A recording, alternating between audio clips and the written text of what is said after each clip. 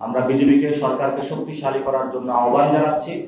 আমরা একটি দক্ষিণ এশিয়াকে শান্তিপূর্ণ একটি দেখতে চাই। পশ্চিমবঙ্গে অনেকগুলা শেল্টার হোম তৈরি করা হয়েছে, যেখানে ইলেকশনের পূর্বেই বাংলাদেশি পরিচয়ে, মুসলিম পরিচয়ে অনেক মানুষকে ভোটার তালিকা থেকে বাদ দেওয়া হয়েছে। আমরা মনে করি এটা তাদের আভ্যন্তরীণ বিষয়, কিন্তু কোনো ধর্মের কারণে কোনো ট্যাগিং করে এই ধরনের ভোটার তালিকা থেকে যখন বাদ দেওয়া হয়, পুরো বিশ্ব ব্যবস্থায় এটা একটি মানবতা বিরোধী কাজ। এবং সেই পরিস্থিতির পরে যখন ওইখানে বিজেপি ক্ষমতায় আসলো, এরপরে তারা শেল্টার হোম তৈরি করলো, সেখানে বাংলাদেশি ট্যাগিং দিয়ে পরিচয়ে অনেক নিরীহ মানুষকে তারা সেখানে গ্রেফতার করে নিয়ে যাচ্ছে।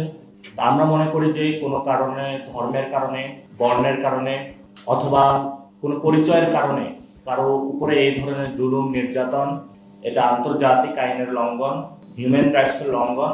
সেই জায়গা থেকে আমরা মনে করি প্রত্যেকটা দেশ জনগণের প্রতি, মানুষের প্রতি দায়িত্ববোধের জায়গা থেকে এখন কর্মকাণ্ড যেগুলো তারা করছে তারা সরে আসবে। দ্বিতীয়ত, যে বিষয়টি তারা সীমান্তে কাঁটাতারে বেড়া নির্মাণের উদ্যোগ নিয়েছে এবং তারা যদি তাদের জমিতে নির্মাণ করে সেটা তাদের বিষয়, এই বিষয়ে স্বরাষ্ট্রমন্ত্রী ব্যাখ্যা দিয়েছেন, তাদের আভ্যন্তরীণ বিষয়। আমাদের জায়গা থেকে আমরা মনে করি কাঁটাতার কোনো একটি দেশের বিষয় না, বা সীমানা কোনো একটি দেশের বিষয় না।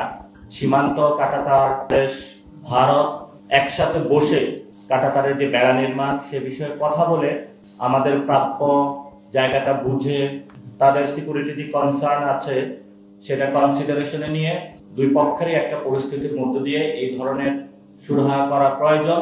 সেই জায়গা থেকে তাদের যে কেন্দ্রীয় শাসন ব্যবস্থা রয়েছে, আঞ্চলিক যে শাসন ব্যবস্থা রয়েছে, দুইটি শাসন ব্যবস্থায় একসাথে বাংলাদেশকে হুমকি স্বরূপ বিবেচনা করে যেই ধরনের জাতীয়তাবাদ বা জাতীয়তাবাদী রাজনীতির জন্ম দিয়েছে তারা, আমরা মনে করি যে সেই জায়গায় দক্ষিণ এশিয়ার শান্তিপূর্ণ বাংলাদেশ কিছুটা হুমকির সম্মুখীন হচ্ছে।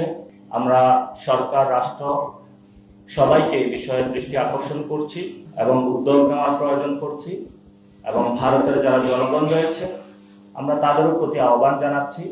বাঙালি মুসলিম থেকে শুরু করে বাঙালি হিন্দু, বাঙালি বৌদ্ধ, বাঙালি খ্রিস্টান, আমরা যতগুলো বর্ণ, জাতিগোষ্ঠী, ধর্মর এখানে মানুষ রয়েছি, আমরা একটি দক্ষিণ এশিয়াকে শান্তিপূর্ণ একটি দেখতে চাই। এবং আমাদের এটাও স্বপ্ন আছে যে আমরা গ্লোবাল সাউথ যে সেটাকে লিডিংও করতে চাই। আমরা সেই সক্ষমতার পরিচয় দিয়েছি আমরা ৭১ সালে, এবং আমরা ভবিষ্যতেও ইনশাল্লাহ দিয়ে যাব। সেই জায়গা থেকে আমরা পুরো বিশ্ববাসীর কাছে, দক্ষিণ এশিয়া এবং বাংলাদেশের সরকারের কাছে আহ্বান জানাচ্ছি এই বিষয়গুলোর প্রতি সুনির্দিষ্ট নজর দেওয়া প্রয়োজন।